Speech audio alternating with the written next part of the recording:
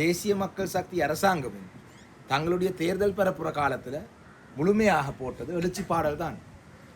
தலைவர் பிரபாகரனுடைய தாயாருடைய பேரிலே ஒரு துறைமுகம் அமைக்கிறதாக கூட ஒரு பாடல் வெளிவந்தது. அந்த பாடல் தேசிய மக்கள் சக்தியை சேர்ந்தவர்கள் தான் தயார்படுத்தி வெளியிட்டார்கள் எல்லாம் செய்தி இருந்தது. அப்போ மக்களோட வாக்கு தேவைப்பட்டால் அவர்கள் தமிழ் மக்களுக்கு சார்பானவர்களாகவும், மற்ற விடயங்கள் வந்தால் ஒரு பாடலுக்காக ஒரு இளைஞரை கை செய்கிறே நடந்திருக்கிற ஒரு சம்பவத்தை பற்றி தான் சொல்ல போகிறேன். நீங்கள் பார்த்துருப்பீங்க, வடக்கு மாகாணத்திலே ஒரு இளைஞர் ஒரு பாடலுண்டை பாடியதாக சொல்லி ஒரு பாடலுண்டை பாடிய குற்றத்துக்கு கைது செய்து பயங்கரவாத தடுப்பு சட்டத்தின் கீழே கைது செய்து விளக்கமறியல் தடுப்பு காவலில் வைத்திருக்கிறார்கள்.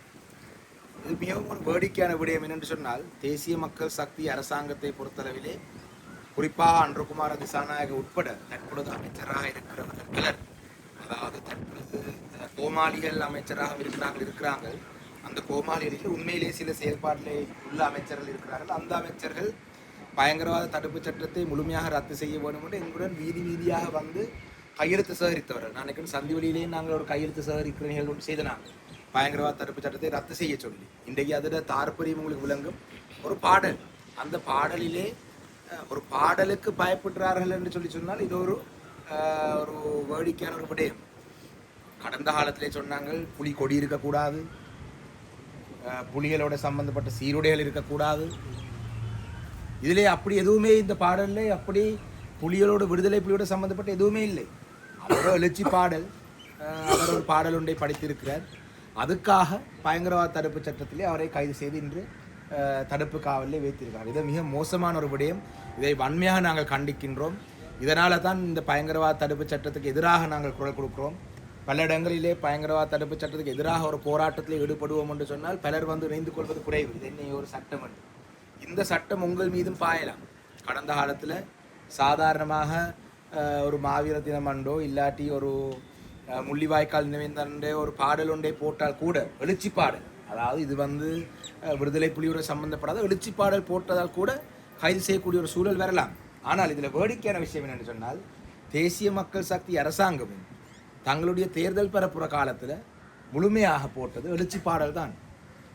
தலைவர் பிரபாகரனுடைய தாயாருடைய பேரிலே ஒரு துறைமுகம் அமைக்கிறதாக கூட ஒரு பாடல் வெளிவந்தது. அந்த பாடல் தேசிய மக்கள் சக்தியை சேர்ந்தவர்கள் தான் தயார்படுத்தி வெளியிட்டார்கள் எல்லாம் செய்தி இருந்தது. அப்போ மக்களோட வாக்கு தேவைப்பட்டால் அவர்கள் தமிழ் மக்களுக்கு சார்பானவர்களாகவும், மற்ற விடயங்கள் வந்தால் ஒரு பாடலுக்காக ஒரு இளைஞரை கை செய்கிறார். ஏன் அண்மையிலே தான் ஒரு தேரர் ஒருவர் ஒரு சிறுமி ஒருவரை பாலியல் துஷ்பிரியோகம் செய்ததாக நீதிமன்றத்தில் முன் சென்று அவரை கொண்டு சென்றார்கள்.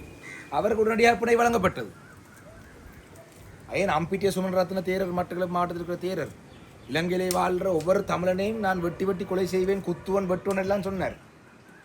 அவர்கள் எல்லாம் இன்றைக்கு நல்ல சுதந்திரமாக இருக்கிறார். ஆனால் ஒரு எழுச்சி பாடலை பாடிய குற்றம் என்று சொல்லி ஒரு இளைஞரை கைது செய்து வைத்திருக்கிறது மிகவும் ஒரு மோசமான விடயம். இதை நாங்கள் வன்மையாக கண்டிக்கிறோம். கண்டிக்கிறது மாத்திரமல்ல, அந்த இளைஞர்களை விடுவிக்கிறதுக்காக இதே போலதான் கடந்த காலத்திலேயும் பயங்கரவாத தடுப்பு சட்டத்திலே கைது செய்தவர் பலரை விடுவிக்கிறதுக்காக என்னுடைய முயற்சி இருந்திருக்கு.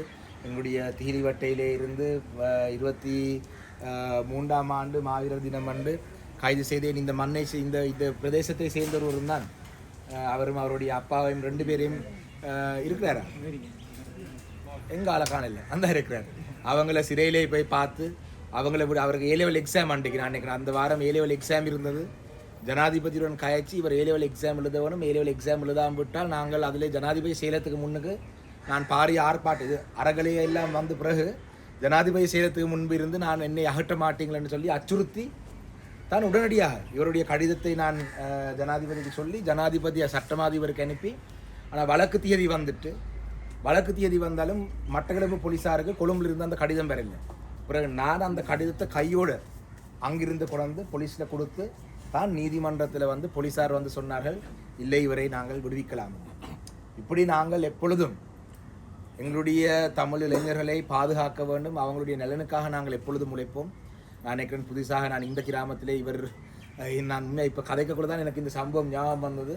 அந்த வகையிலே எங்களுடைய செயல்பாடுகளை பற்றி உங்களுக்கு கூடுதலாக சொல்ல தேவையில்லை. ஆனால் அந்த இளைஞர்களை விடுவிக்கும் வரைக்கும் எங்களுடைய கட்சி தமிழரசு கட்சி நாங்கள் நான் அனைவரும் எங்களுடைய இருக்கிற உறுப்பினர் அனைவரும் நிச்சயமாக எங்களுடைய உள்ளூராட்சி மன்றங்களிலேயும் இதை கண்டித்து ஒரு பேரணிகளை நீங்கள் முன்வைக்க வேண்டும் என்ற கோரிக்கையை நான் முன்வைக்கின்றேன். நிச்சயமாக அவருக்காகவும் நாங்கள் குரல் கொடுப்போம் என்றதையும் சொல்லி, அதே போல தான் இன்று சந்திவெளியிலே உங்களுக்கு இந்த ஹார்ட்பால் சம்பந்தமான இந்த உபகரணங்களை வழங்குறதுல உண்மையிலே எனக்கு ஒரு மகிழ்ச்சி. ஏனென்றால் சந்திவெளி எக்கோ விளையாட்டு கழகம் எல்லா இடத்துலையும் ஹார்ட்பாலில் நல்ல பெர்ஃபார்ம் பண்ணுற ஒரு கழகம். சில கழகங்கள் இருக்குது சாமான எடுத்து வச்சுட்டு ரூமுக்குள்ளே வைக்கிற, இந்த கழகம் எனக்கு தெரியும் இந்த சார சாமான ரூமுக்குள்ளே பாதுகாப்பாக வைக்கத்தான் வேணும். ஆனால் நான் சொல்கிற ரூமுக்குள்ளே வைக்கிறதா பயன்படுத்தாமல் வைக்கிறேன். ஆனால் இந்த கழகம் நிச்சயமாக இந்த உபகரணங்களை பயன்படுத்தி சந்திவெளி கிராமத்துக்கும் நல்ல பெருமையை கொண்டு வரும் என்றதையும் சொல்லிக்கொண்டு, அதே போல தான் தொடர்ச்சியாக உங்களுடைய திறமைகளை இந்த கிராமத்துக்குள்ளே மட்டும் முடக்காமல் தேசிய மட்டம் சர்வதேச மட்டம் வரைக்கும் போக வேணும் என்று வாழ்த்தி என்னுடைய இந்த உரையை முடிவு செய்கின்றேன். வருகை தந்து உங்கள் அனைவருக்கும் நன்றி. மேலதிக செய்திகளுக்காக எமது யூடியூப் தளத்தை சப்ஸ்கிரைப் செய்யுங்கள்.